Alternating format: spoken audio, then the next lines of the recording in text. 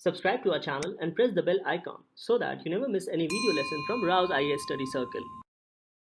Join the official Telegram channel of Rao's IAS Study Circle to stay updated and get all the materials on the Telegram. The link to the channel can be found in the description box.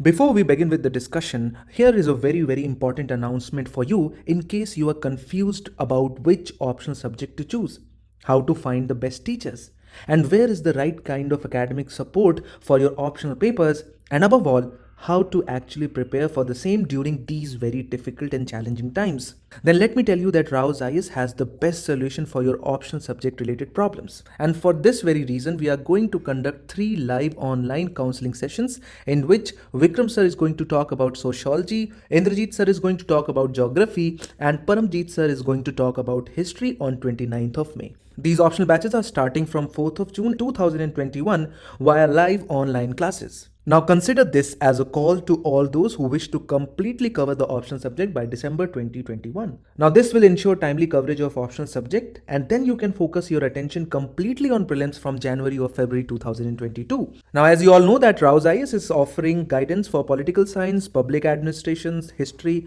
sociology, geography, economics and psychology from Delhi, Jaipur and Bangalore centers, and all these counseling sessions have already been taken by our faculties on 22nd of May. The video of the rest of the sessions conducted on the same day are available on Rao's eLearn platform. Sign in to your free eLearn account and watch these videos available under video series Optional Counseling 2021. Let us now begin the discussion. Hello and welcome to Daily News Simplified, an answer to what, why and how of newspaper reading from your UPSC examination perspective. Now today let us take up the New Delhi edition of the Hindu newspaper dated 27th May 2021. The news to be discussed has been displayed on your screen and timestamping for the same has been provided in the description box below. So on this note, let's start our today's discussion.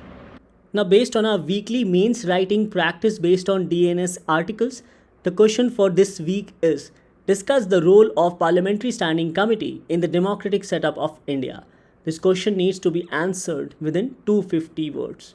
So please write the answer to this particular question and submit on the eLearn platform. Now let's take up the first news appearing on page number 4. It says, Assam government creates a separate department for the welfare of BTR areas. Now BTR here stands for Bodoland Territorial Region. So in this regard, this news says that the Assam government has created a separate welfare of Bodoland department for dealing with issues relating to the 4 districts of the region. Now these 4 districts are Kokrajhar, Chirang, Baksa and Udalguri. So this creation of a separate welfare of Bodoland department will help in the speedy implementation of various schemes in the autonomous region.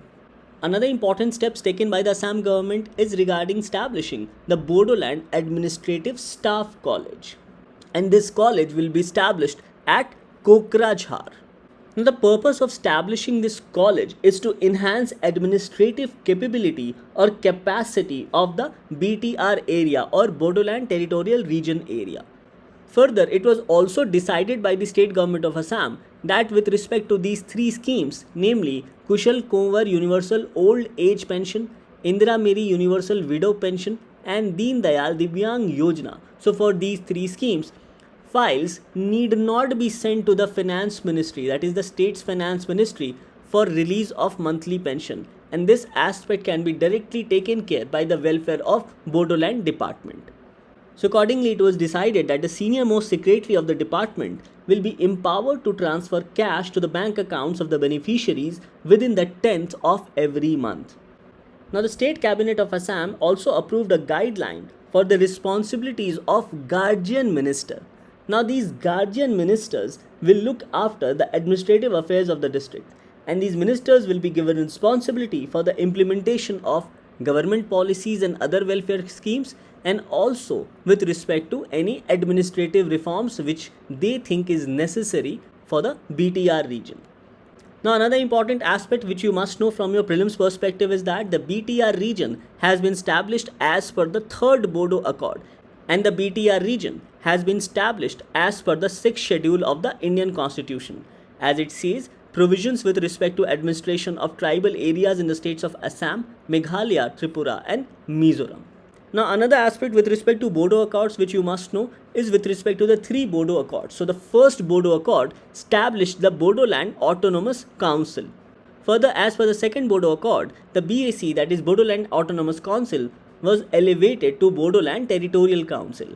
And according to the third Bodo Accord, it not only provided for Bodoland Territorial region but also ended the demand for separate state by the Bodos who are residing in the state of Assam.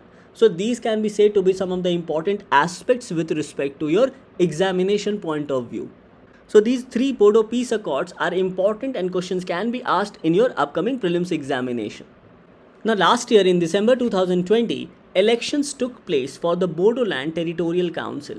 So in this regard, let's go through some of the provisions with respect to Bodoland Territorial Council.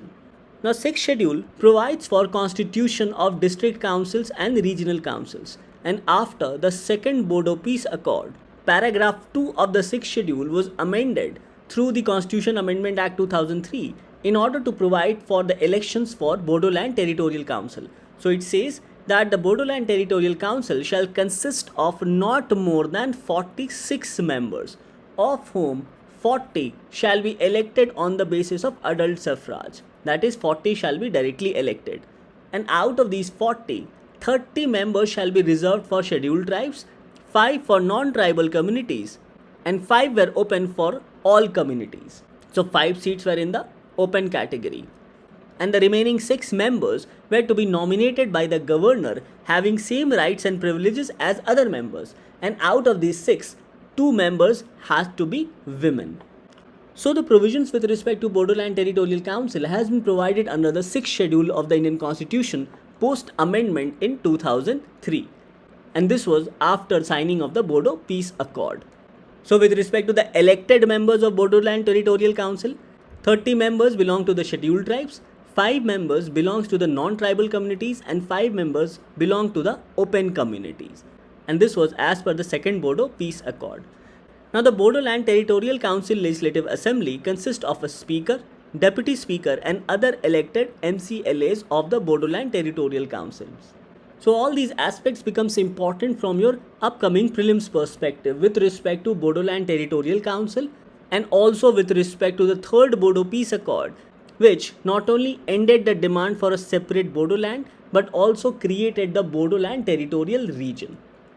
Now this topic becomes important both from your prelims and mains examination. In the prelims, this topic gets covered under Indian Polity and Governance and Constitution, and in the mains, questions can be asked under GS paper 2 with respect to salient features of the Indian Constitution and also government policies, and also under GS paper 3 with respect to the aspect of security.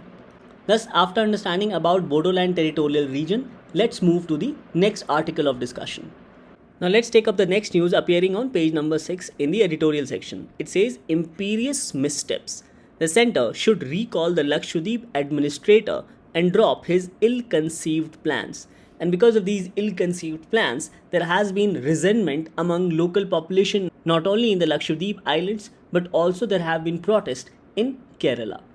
Now an important point to be noted here is that according to the 2011 census, 61,120 persons, which is equivalent to 94.8% of the population of the Lakshadweep Islands, are scheduled tribes. Whereas in the rural area, approx 95.2% of the population are scheduled tribes, whereas in the urban area, it is 94.69%. So we understand that majority of the population of these Lakshadweep Islands comprises of the scheduled tribes. And these scheduled tribes have their own local customs, eating habits, culture, etc. So the locals are saying that these steps taken by the administrator of Lakshadweep might impact the lifestyle and also the culture of these tribal people. Now here we must know about Article 239 of the Indian Constitution, as it provides for administration of union territory. Now since it's a union territory, hence it shall be administered by the President. So in this regard, it highlights that every union territory shall be administered by the President, acting to such extent as he thinks fit. And this would be done through an administrator to be appointed by him with such designation as he may specify. Another important aspect highlighted in Article 239 is that the President may appoint governor of a state as the administrator of an adjoining union territory. So the governor of a state can be appointed as the administrator of a union territory. And here it highlights that the governor who is so appointed, he shall exercise functions as such administrator independently of his council of ministers. Now this provision basically applies to the UTs of Puducherry and Delhi, as they both have a legislative assembly. Now the constitutional provisions with respect to the Union Territory of Lakshadweep has been discussed in detail by Jatin sir few days back on 25th May 2021. So on this note, let us go through some of the resentments of locals as to why they are resenting some of the decisions taken by the administrator of Lakshadweep. Now the first aspect highlighted is with respect to the draft Lakshadweep Development Authority Regulation of 2021. So this draft legislation highlights that it will empower the government to take any piece of land owned by any common man in the island for development purpose. So basically, any person's land can be forcefully taken by the government, or the person concerned can be evicted from his land if that particular land has been taken by the government for any developmental purposes. Now this regulation also provides or proposes harsh punishment to those who will resist eviction. Now it is here where the people are saying that all these steps have been taken mostly to aid commercial development of property in the Lakshadweep Island. Now as for the census of 2011, we know that more than 90% of the islands comprises of scheduled tribes. And here one of the concern of the locals is that in the pretext of development, such people or the locals can be relocated if the piece of land is taken up by the government in the pretext of town planning or for certain developmental initiatives.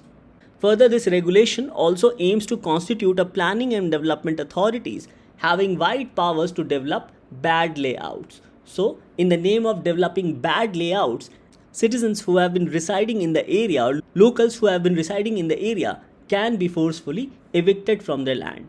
So the problem highlighted with respect to this particular regulations are forcible eviction, destruction of close-knit society practiced by island community, and also proposal for real estate development which has a potential to threaten the ecology and environmental concerns of the region. So these are some of the reasons why locals are resenting this harsh step taken by the administrator of Lakshadweep. Now apart from the above mentioned regulation, there are other steps as well for which locals have been resenting, or rather stating that harsh steps have been taken by the administrator of Lakshadweep. So here it mentions about introduction of an anti-social activities regulation bill 2021, and the government can detain anyone without public disclosure for up to 1 year. The next point of concern is the draft Lakshadweep Animal Preservation Regulation of 2021. Now this particular regulation bans cattle slaughter, including beef ban. And in this regard, there have been concerns that it may affect right to choice of food with respect to many locals. Another controversial decision is regarding draft panchayat notification. And according to this particular notification, if a member of the panchayat has more than 2 children, then they stand disqualified. So in a way, it also affects people's political rights. Now another reason of protest is with respect to diversion of all cargoes to Mangalore, especially those cargoes which used to go to Bepur port in Kerala and also Kochi port. Now locals of Lakshadweep relied more on Bepur port of Kerala as they had cultural ties with people of Kerala. Now this particular decision of the administrator to divert all cargoes to Mangalore has not only impacted trade but has also impacted fundamental right to trade as provided under Article 19 of the Indian Constitution. Now here let's go through Article 19(1)(g) as it mentions about protection of certain rights regarding freedom of speech, etc. And this article becomes a part of right to freedom. So it says that all citizens shall have the right to practice any profession or to carry on any occupation, trade or business. So it is here where the fundamental rights of locals of Lakshadweep Islands gets impacted by the decision of administrator of Lakshadweep, as he has diverted all cargoes from Bepur port to Mangalore port. Now, another reason for protest is that it also affects the fishing communities as the government have denied access to coastlines. And lastly, the government has allowed opening of liquor bars. Now, Lakshadweep is mostly a Muslim majority region with Malayalam being the dominant language. And parts of islands are non-alcoholic zones. However, the administrator has allowed for business to open liquor bars in the island, stating that such a move will promote tourism. So this decision of the administrator has been taken in the pretext of promoting tourism, whereby he has allowed opening of liquor bars in the island. So apart from Development Authority Regulation Bill of 2021 of Lakshadweep, these are other areas of concerns which the locals have highlighted, as these are some of the steps which has been taken by the administrator in recent past. Now questions can also be asked in the prelims examination with respect to the map of Lakshadweep Islands.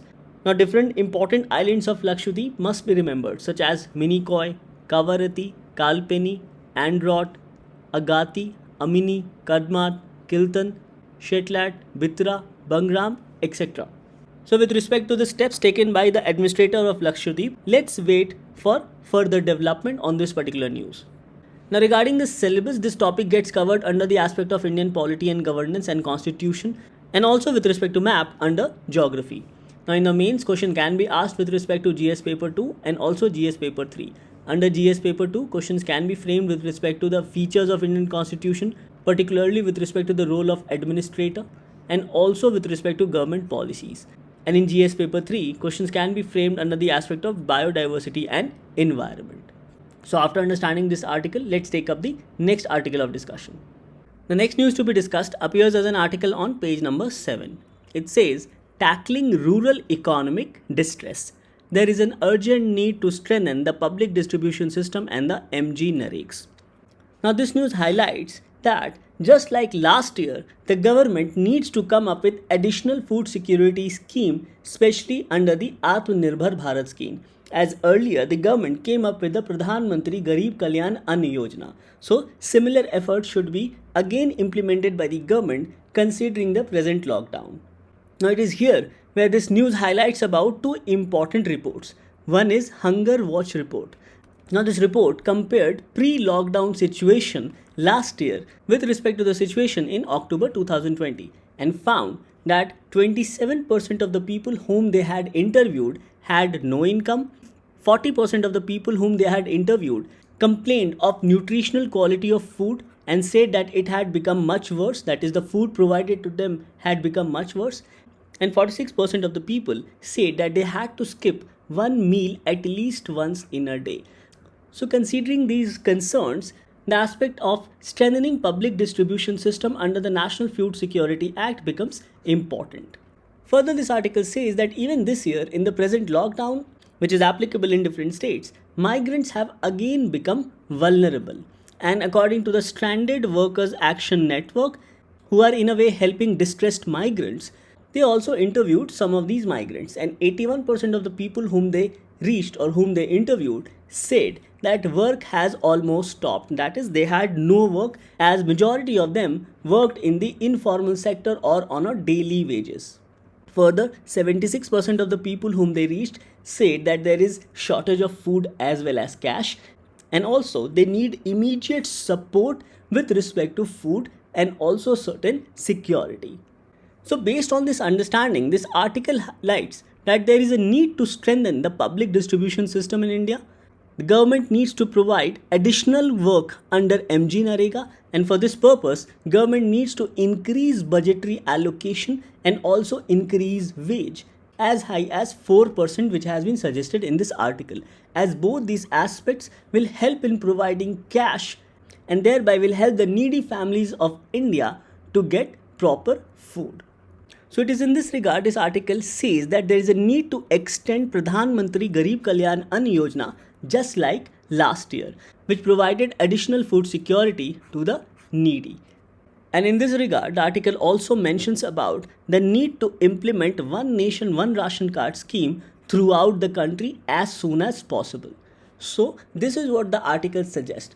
However, from our examination perspective, let's go through the aspect of national food security, as question has been asked by UPSC in the mains examination. Now, with respect to distribution of food grains, the National Food Security Act has divided households as per eligible households. And according to eligible households, houses are covered under priority household or Antyodaya Anna Yojana households. So, the priority households shall receive 5 kgs of food grains per person per month at subsidized prices from state government under targeted public distribution system.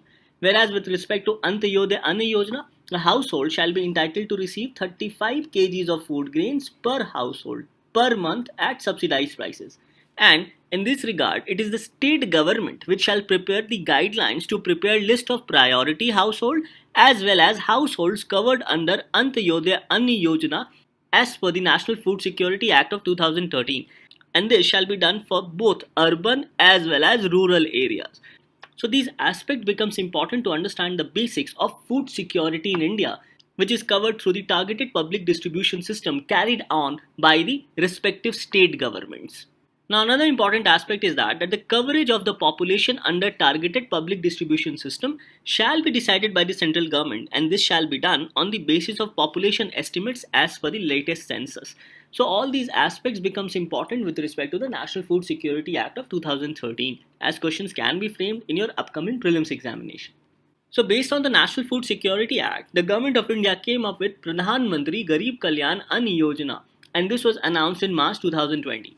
So it says that the government is implementing National Food Security Act 2013 in order to ensure food security to 75% of the rural population and up to 50% of the urban population, thereby covering approx 2/3 of India's population. And the eligible people are entitled to receive 5 kg of food grains at the rate of rupees 1 or 2 or 3 per kg for nutrition cereals, wheat as well as rice respectively. So, the Prime Minister of India last year extended the Pradhan Mantri Garib Kalyan Yojana from July till November of 2020.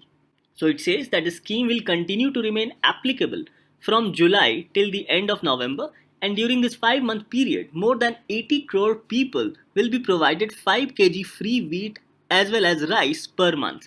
And along with providing 5 kg free rice as well as wheat to each member of a family, 1 kg free whole chana will also be provided to each family per month.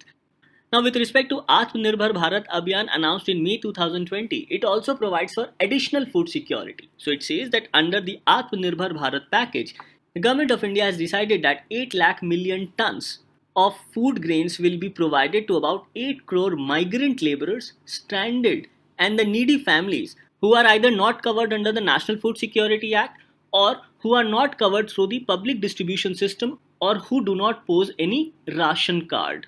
And in this regard, 5 kg of food grain per person shall be distributed free of cost for the months of May and June to all migrants. So this is with respect to food security under the Atmanirbhar Bharat Abhiyan of May 2020. Further, with respect to One Nation One Ration Card scheme, the Ministry of Consumer Affairs have declared that as on 1st June 2020, One Nation One Card scheme has been enabled in 20 states and union territories. And by 31st March 2021, all remaining states will be added to One Nation One Ration Card scheme, and the scheme will be operational all over India. So in this regard, the One Nation One Ration Card scheme will be implemented across the country, and for this purpose, data of all ration cards will be connected to one server, and any beneficiary anywhere in the entire country can be able to pick up their grain from any public distribution system of their choice. So basically, the process of integrating data with respect to all ration cards is taking place in the country so that it can be connected to one single server. And this will enable any beneficiary across the country to pick up their food grains from any public distribution system in the country. So basically, this will also benefit the interstate migrant worker because most of these workers have their ration cards in their own home state. So overall, this will be beneficial for all the beneficiaries. So this will further enable food security in the country. And in this stage, it says that work is in the final stage with respect to integrating the entire public distribution system with the Depot's online system in order to ensure seamless working of National Food Security Act and to bring further transparency in the storage and distribution process of food grains. And this aspect, even the Food Corporation of India will provide an internet gateway to integrate DOS, that is Deport's online system, with the state governments. So basically, the technical aspect with respect to ensuring one nation, one ration card is being worked under as of now. So, as per the Ministry of Consumer Affairs, already 20 states as well as union territories have enabled the One Nation, One Ration Card scheme, and the remaining states will be added in the scheme by March 31st, 2021. Now, as per the latest update of Government of India with respect to One Nation, One Ration Card system, this update is with respect to 11th March 2021. So it says that 17 states implement One Nation, One Ration Card, and accordingly they get additional borrowing of rupees 37,600 crores. So here the news says that 17 states so far have successfully operationalized the One Nation, One Ration Card system, with Uttarakhand being the latest state to complete the reform. Now, an important aspect from your prelims point of view is that it says that states completing the One Nation, One Ration Card system reform are eligible for additional borrowing of 0.25% of gross state domestic product. And accordingly, these states have been granted additional borrowing permission of rupees 37,600 crores by the Department of Expenditure under Ministry of Finance. However, this additional borrowing limit of 0.25% of the gross state domestic product is allowed to the states only on completion of both these aspects, or both these following conditions, namely, first, Aadhaar seeding of all the ration cards and beneficiaries in the state must be done, and second, automation of all the FPS in the state. Now, based on our discussion, let's go through this question asked by UPSC in 2019 under GS paper 3. The question was, what are the reformative steps taken by the government to make food grain distribution system more effective? So here in your answer, you can write the steps taken by Government of India, especially under the Atma Bharat Nirbhar Abhiyan, with respect to improving food security, along with the steps of public distribution system, and also with respect to the steps taken under One Nation, One Ration Card system. Now, this topic of public distribution system and national food security becomes important both from our prelims and mains point of view. In the prelims, gets covered under economic and social development and sustainable development, including poverty and inclusion, and in the mains gets covered under GS paper 3, especially with respect to aspects and issues of Indian economy and also public distribution system, objectives, functioning, limitations, revamping, issues of buffer stock and food security. So you must go through this article both from your prelims and mains point of view, as questions can be asked with respect to National Food Security Act, Antyodaya Yojana, One Nation, One Ration Card scheme, and also the fact that states are allowed for additional borrowing of 0.25% of their gross state domestic product if they complete Aadhaar seeding of all the ration cards and beneficiaries in the state, and automation of all the fair price shops in the state. So after discussing this important article, let's take up the next article. Now let's take up the next news appearing on page number 7 as a form of article. It says, losing the way with a map. A cultural mapping project proposed in 2015 is now all but dead. And the mission which the article is talking is the National Mission on Cultural Mapping of India. Now this article highlights that because of financial crunch which is being faced by the Ministry of Culture, hence it is becoming very difficult for the ministry to implement its various schemes, including the National Mission on Cultural Mapping of India. Now here it's important to note that because of this financial crunch, it has led to below expected performance of many artists, academies and museums which functions under the Ministry of Culture. Now if we compare this situation in India with compared to other foreign countries, then nations like China, Singapore, Australia and even UK have forwarded relief packages to their respective artists and academies. However, in India, we are still fighting for vaccines. So in this backdrop, let us understand certain basics with respect to the National Mission on Cultural Mapping of India. Now overall, as per this mission, it aims to compile data of artists, art forms and geolocation with inputs from central ministries, state governments and also various art and cultural bodies in India. And in this regard, specially designed data capture form with technical collaboration from National E-Governance Division under Ministry of Electronics and Information Technology has been formulated for data collection. Now, regarding the vision and mission of National Mission on Cultural Mapping, it highlights that to envision and address the necessity of preserving the threads of rich Indian art and cultural heritage. Next, to convert vast and widespread cultural canvas of India into an objective cultural mapping. Next, to design a mechanism to fulfill the aspirations of the whole artist community of the nation. Next, to preserve the rich cultural heritage of this country for future generations. Next, to create a strong cultural vibrancy throughout India. And this mission is a part of Ek Bharat Shresth Bharat umbrella. So this is with respect to the vision and mission of National Mission on Cultural Mapping of India. Now coming to the objectives of this particular mission, it states that under this mission at broad level there are three important objectives as provided. So these three objectives are: first, National Cultural Awareness Abhiyan with respect to Hamari Sanskriti Hamari Pehchan Abhiyan or Our Culture Our Identity. Nationwide Artist Talent Hunt or Scouting Programs, which is Sanskritik Pratibha Khoj Abhiyan. And third is the National Cultural Workplace, whereby it provides for a centralized transactional web portal with database and demography of cultural assets and resources, including all art forms and artists. So these can be said to be the objectives of the mission. Now moving further with respect to the scope of work for this particular mission. So it says that following are the schematic flow of the mission milestones under which various projects will be undertaken to accomplish this mission. So the milestones which has been highlighted with respect to this mission are: first, National Cultural Awareness Program; next, National Cultural Workplace; next, initiation of grant or scholarship or award processes; next, grading of artists; next, artist welfare; next, redefining the mandates for the cultural infrastructure and integration of culture and tourism. So these can be said to be the milestones with respect to this mission which the Government of India aims to achieve with respect to National Mission on Cultural Mapping of India. Now after understanding about this particular mission, let's also understand about the limitations with respect to this mission. First limitation is with respect to the financial limitation. It states that out of the total outlay of rupees 3000 crores, only rupees 42 crores were utilized in 2 years of its functioning. So clearly the ministry needs to chart out a roadmap with respect to achieving the objectives of National Mission on Cultural Mapping. Next, it states that due to lack of IT infrastructure, artist identification data at block level cannot be completed.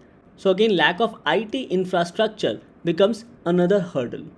Third, it states that the scheme focuses more on providing service rather than empowering artists to enhance their performance. So here again the mission needs to focus on the empowerment of artists so that they can enhance their overall artistic performance. So these can be said to be some of the limitations with respect to this mission as highlighted in this article. So as a way forward, we can say that there is a need for timely allocation of funds for all agencies and institutions which functions under the Ministry of Culture. Further, the ministry also needs to utilize its funds which has been allocated to it with respect to various missions or programs. Next, it says that a nationwide artist database must be available at the earliest. Further, self-declaration of art and art forms should be promoted at all levels in the society. And lastly, schools and colleges should encourage and promote artistic facilities. So these can be said to be as a way forward with respect to implementation of National Mission on Cultural Mapping of India. Now this topic becomes important both from our prelims and mains point of view. In the prelims, this topic gets covered under the aspect of history and culture of India, and in the mains gets covered under GS paper 1, especially with respect to Indian culture, that covers salient aspects of art forms, literature and architecture from ancient to modern times. So with this discussion on National Mission on Cultural Mapping of India, let's move to the question for the day. Now based on our discussion, this becomes your practice question for the day. The question is, consider the following statements. First, Second Bodo Peace Accord led to the establishment of Bodoland Territorial Council. Second, Bodoland Territorial Council has been constituted under the 6th schedule of the Indian Constitution. So the question is, which of the above statements are correct? Options are A, 1 only, B, 2 only, C, both 1 and 2, and D, neither 1 nor 2. Now coming to the answer of yesterday, the question was, consider the following statements. Statement 1. Under the provisions of IT Act 2000, an internet intermediary have to show that it took all relevant measures to prevent illegal content from being exchanged. No, this is incorrect. as per Section 79 of IT Act. Second, the Act lays guidelines for self-regulatory frameworks that social media platforms are required to adhere to. Yes, this is correct. So here the correct answer becomes B. So with this we come to an end to today's discussion. Thank you for watching DNS.